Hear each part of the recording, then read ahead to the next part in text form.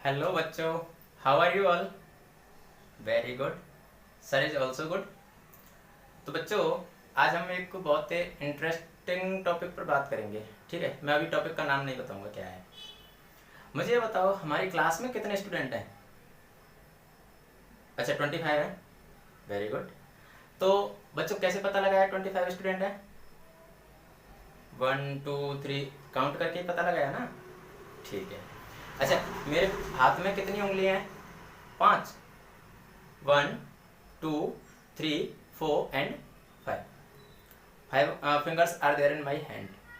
Right.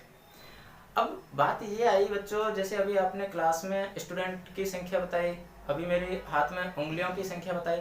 What is the numbers? संख्या क्या है? अभी जो आपने बोला ना कि 5 फिंगर्स हैं मेरे हाथ में, ये 5 क्या है? नंबर है ना, संख्या है ना। तो बात यही आती है कि व्हाट आर नंबर्स? संख्या क्या होती है? नहीं पता ना क्या होती है संख्या? ऐसे तो बोल सकते हो कि सर ये 5 क्या है? संख्या है। डिजिट 5 क्या है? नंबर है ना। 25 क्या हो गई? नंबर हो गया। लेकिन ये तो नहीं पता कि नंबर की डेफिनेशन क्या होती है। Very good. आज हम बात करेंगे बेटा नंबर सिस्टम की। आज हम यही पढ़ेंगे कि नंबर्स क्या होते हैं और नंबर सिस्टम क्या होता है। ठीक है, अब समझो। जैसे अभी आपने बोला कि sir there are 25 students in our class. यही बोला था ना कि अपनी क्लास में 25 स्टूडेंट हैं। तो कैसे बोला? 1 2 3 4 ऐसे काउंट करके ही बोला था ना। मुझे एक चीज बताओ, आपने जीरो से स्टार्ट क्यों नहीं किया?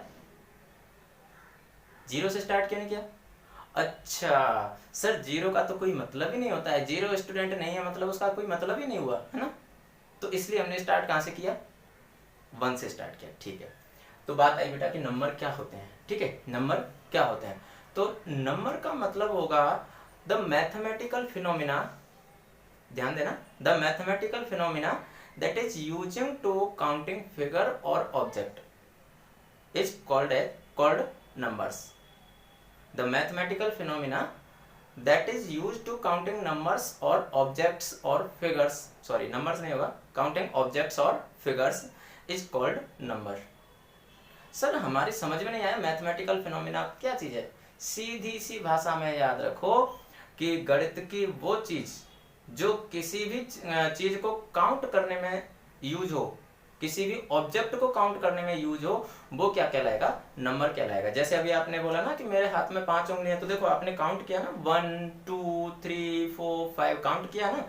तो काउंट करने में जो यूज होगा वो क्या होगा बेटा? नंबर कहलाता है। ठीक है। अब बात आएगी कि सर नंबर के कितने टाइप होते हैं। तो बेटा नंबर के ऐसे तो बहुत सारे टाइप होते हैं। ठीक है, बहुत सारे टाइप होते हैं, लेकिन हम कुछ स्पेशल जो नंबर होते हैं उनको आज हम पढ़ेंगे। तो मैं सबसे पहला जो टाइप लेने वाला हूं बेटा, वो कौन सा होगा? Natural number. सबसे पहला जो टाइप कौन सा होगा? वो होगा नेचुरल नंबर। और इस नेचुरल नंबर को डिनोट किससे करेंगे? कैपिटल एन से इसको डिनोट करते हैं। सर कैपिटल एन से ही डिनोट क्यों किया? देखो, अगर मैं कहूं कि गौरव बेटा खड़े होना, तो गौरव ही खड़ा होगा, कोई दूसरा बच्चा तो खड़ा नहीं होगा ना। तो ऐसे ही जब मैंने कैपिटल एन लिखा, मतलब वो फिर किसके लिए स्पेशल हो गया? नेचुरल नंबर के लिए स्पेशल उसका नोटेशन हो गया। ठीक है, तो ये होंगे नेचुरल नंबर। अब बात आई कि सर नेचुरल नंबर होते क्या है। तो देखो, नेचुरल नंबर को हम इसका दूसरा नाम कहते हैं काउंटिंग नंबर। काउंटिंग नंबर क्यों कहते हैं काउंटिंग नंबर? क्योंकि जो हम काउंटिंग में काम लेते हैं ना, वही एक्चुअली में क्या होते हैं? नेचुरल नंबर होते हैं। जैसे अभी आपने बोला ना कि 25 स्टूडेंट है हमारी क्लास में, तो 1 2 3 4 ऐसे तो आपने काउंटिंग स्टार्ट की। माइनस के नंबर तो शामिल नहीं किया ना इसमें, या फिर इसमें जीरो तो शामिल नहीं किया ना। तो बस जो काउंटिंग में जो नंबर काम आएंगे वो क्या होंगे? काउंटिंग नंबर क्या कहलाएंगे? नेचुरल नंबर कहलाते हैं। क्लियर? ठीक है, मैं यहाँ पर लिख देता हूँ कि काउंटिंग नंबर कौन कौन से? 1 2 3 4 एंड सो ऑन, ये क्या कहलाएंगे? नेचुरल नंबर कहलाते हैं। ठीक है, नेचुरल नंबर समझ में आया? अच्छा, अब मैं कहूँ कि सबसे छोटा नेचुरल नंबर कौन सा होगा? क्लियर है? देख करके पता चल रहा है कौन सा है? 1। सबसे बड़ा नेचुरल नंबर कौन सा होगा? Does not exist. क्यों है डज नॉट एग्जिस्ट? मैंने आगे क्या लगाया? And so on. ये जो डॉटेड लगा हुआ है, इसका मतलब क्या होता है? एंड सो ऑन का मतलब क्या होता है कि आगे आप कितने भी संख्या लिखते जा सकते हो, इसका कभी एंड नहीं होगा, कभी ये खत्म नहीं होंगे। इसका मतलब हुआ कि हमें सबसे बड़ा नेचुरल नंबर नहीं पता। आप जो भी नंबर बोलोगे उससे ठीक बड़ा नेचुरल नंबर में बताने को रेडी हो। ठीक है, तो सबसे बड़ा नेचुरल नंबर हमें पता नहीं होता है। ठीक है, अब हम दूसरे नंबर पर आते हैं। तो दूसरा नंबर है बेटा कौन सा, होल नंबर। होल नंबर क्या होते हैं समझो। होल नंबर को डिनोट किससे करते हैं, W से डिनोट करते हैं। ठीक है, whole number, W for whole number. समझो, देखो जैसे आप लोग सोचते हो ना, जैसे मान लो किसी को कोई फ्रेंड नहीं है, तो आप लोग क्या सोचते हो कि काश यार मेरा भी फ्रेंड होता। तो आप जो अकेलापन जब फील करते हो तब सोचते हो कि मेरा फ्रेंड होता। नेचुरल नंबर भी ऐसे कुछ अकेलापन फील कर रहे थे, है ना। नेचुरल नंबर अकेलापन फील कर रहे थे, तो अचानक कहीं से घूमता घूमता कौन आया, जीरो आया, और नेचुरल नंबर के साथ शामिल हो गया कि बोलो टेंशन ना लो, मैं तुम्हारा फ्रेंड हूँ, मैं तुम्हारा फ्रेंड हूँ। तो जीरो नेचुरल नंबर के साथ में मिल गया। तो नेचुरल नंबर ने क्या कहा, अरे भाई अब हमें फ्रेंड मिल गया, अब हमें जीवन में कुछ नहीं चाहिए, अब हम पूर्ण हो चुके हैं। ठीक है, होल नंबर को बेटा हिंदी में कहते हैं पूर्ण संख्या। हिंदी में क्या कहते हैं, पूर्ण संख्या। ठीक है, इसको हिंदी में क्या बोलते हैं, नेचुरल नंबर को हिंदी में क्या बोलते हैं, प्राकृत संख्या। तो प्राकृत संख्या नेचुरल नंबर्स ने क्या कहा, जैसे ही जीरो मिला तो उन्होंने क्या बोला, अरे भाई अब हम पूर्ण हो गए। मतलब ये हुआ बेटा कि जब मैं नेचुरल नंबर में जीरो को भी शामिल कर दूं तो मुझे क्या मिल जाएगा, होल नंबर मिल जाएगा।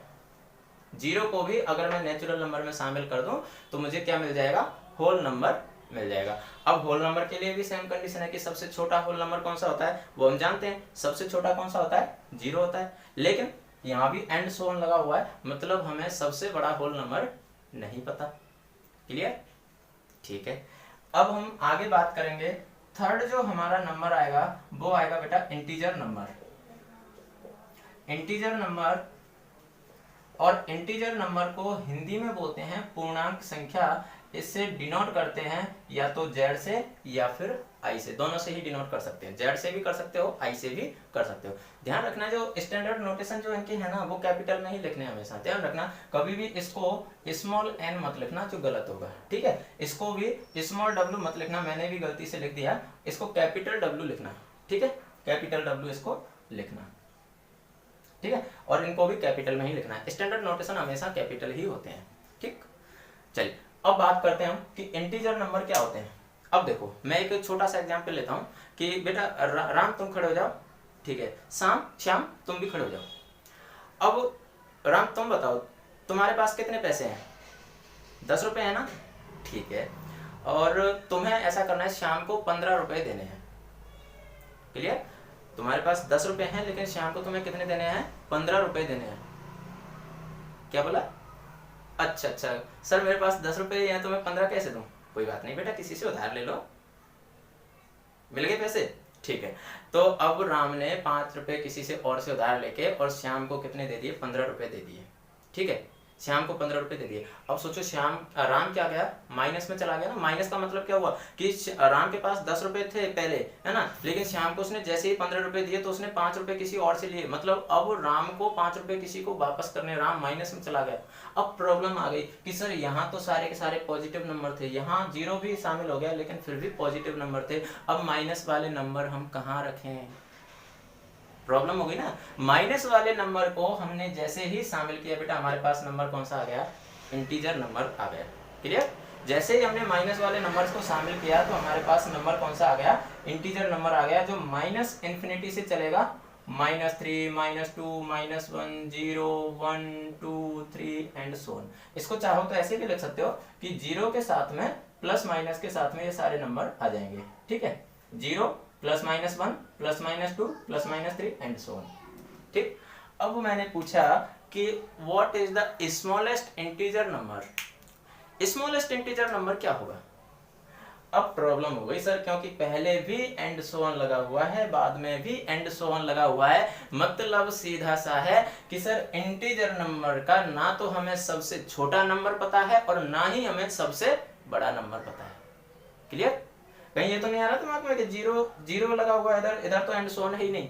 बेटा नंबर लाइन पर आपने पढ़ा होगा ना, नंबर लाइन जो होती है तो उसमें बीच में जीरो होता है, इधर पॉजिटिव नंबर होते हैं और इधर नेगेटिव नंबर होते हैं। तो जीरो और ये प्लस माइनस लगा हुआ है ना, तो इसका मतलब है नेगेटिव नंबर सारे कहाँ आएंगे, जीरो से लेफ्ट हैंड साइड में आएंगे। क्लियर, तो इसलिए ना तो हमें इंटीजर नंबर का सबसे छोटा नंबर पता है और ना ही हमें इंटीजर नंबर का सबसे बड़ा नंबर पता है। क्लियर, तो ये थे बेटा कुछ टाइप नंबर्स के। आगे भी कुछ नंबर्स होते हैं, जैसे रेशनल नंबर है, इरेशनल नंबर है, रियल नंबर है, और उसके अलावा और भी बहुत सारे नंबर होते हैं, जैसे इवन ऑड नंबर हो गया, प्राइम कंपोजिट नंबर हो गया, ट्विन प्राइम हो गया, कजन प्राइम हो गया, सेक्सी प्राइम हो गया, और उसके अलावा पैलिंड्रोम नंबर हो गया, परफेक्ट नंबर हो गया, बहुत सारे नंबर होते हैं। तो आज हमने कुछ इन नंबर्स के बारे में पढ़ा है, आगे भी हम कंटिन्यू इसको करेंगे।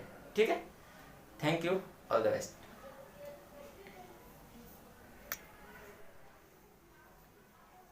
हेलो फ्रेंड्स, तो फ्रेंड्स अभी बात कर लेते हैं, जो अभी मैंने जो टीचिंग डेमो दी थी, उस डेमो में क्या क्या पॉजिटिव पॉइंट रहे थे, क्या क्या नेगेटिव पॉइंट रहे थे, कहने का मतलब है हम उसके रिव्यू की बात कर लेते हैं।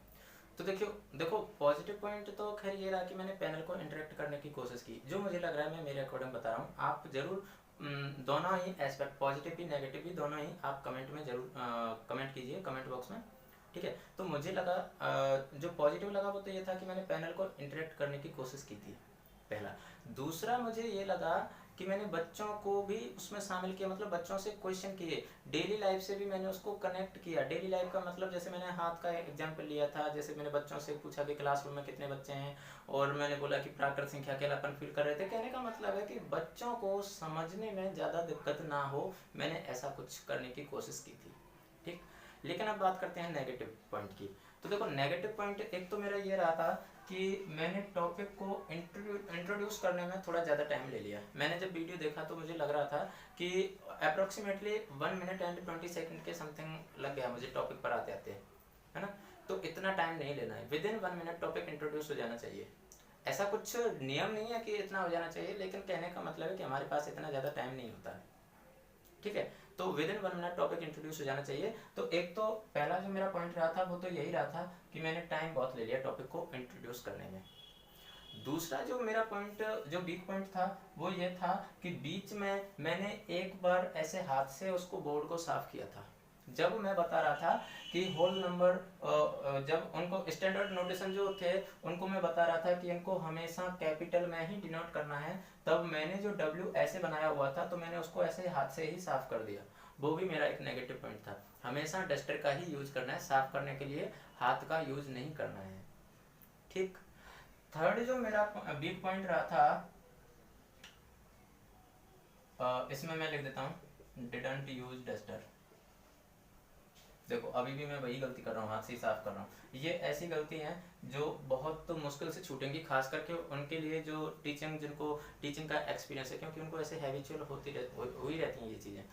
थर्ड जो पॉइंट था वो ये था कि जैसे ही मेरी डेमो खत्म हुई, डेमो खत्म होके मैं सीधा चला गया, मैंने बोर्ड को रफ नहीं किया था, बोर्ड को साफ नहीं किया था। तो बोर्ड पर लिखा हुआ नहीं छोड़ना है, बोर्ड को क्लीन करके ही जाना है। तो मैंने जब मेरा वीडियो देखा था तो मुझे ये 3 कमी नज़र आई मेरे अंदर। एक तो टाइम का, कि मैंने टॉपिक को इंट्रोड्यूस करने में काफ़ी टाइम ले लिया। ठीक है, दूसरा ये था कि मैंने डस्टर को यूज़ नहीं किया, हाथ से उसको साफ किया, तो ये मेरा एक नेगेटिव पॉइंट था। तीसरा कि मैंने बोर्ड को फाइनली साफ नहीं किया था, बोर्ड को ऐसे ही छोड़ के मैं निकल दिया। तो ये 3 कमी मुझे नज़र आई। आपको भी अगर कोई कमी नज़र आती है तो ज़रूर कमेंट बॉक्स में कमेंट कीजिए, ताकि मैं नेक्स्ट क्लास में उसको भी सुधारूँ। और इसमें पॉजिटिव आपको क्या लगा वो भी आप मुझे बताइए। Thank you. आगे भी मैं अलग अलग टॉपिक की डेमो क्लास लेके आता रहूँगा, तो इसके लिए चैनल के साथ में जुड़े रहें। अगर आपको लगे कि आपको कोई अच्छी चीज़ यहाँ से मिल रही है तो चैनल को सब्सक्राइब कर लीजिए, नहीं लगता है तो कोई बात नहीं। Thank you and all the best for your interview.